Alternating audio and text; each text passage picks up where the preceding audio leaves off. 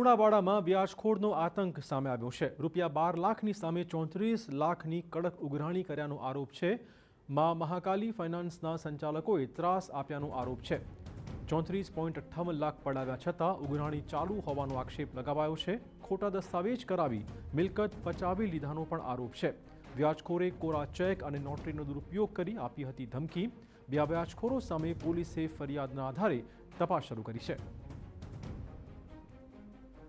લુણાવાડામાં રહેતા અને ટિફિન સેવા આપતા ફરિયાદીએ વર્ષ 2023માં ધંધા અને ઘરના કામકાજ માટે ફરિયાદીએ વ્યાજખોરો પાસેથી 10% વ્યાજે 12,44,000 લીધા હતા।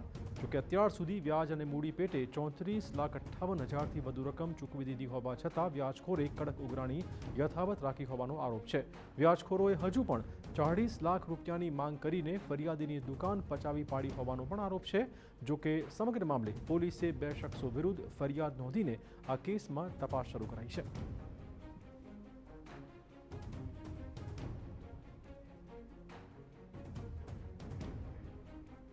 એક મહત્વપૂર્ણ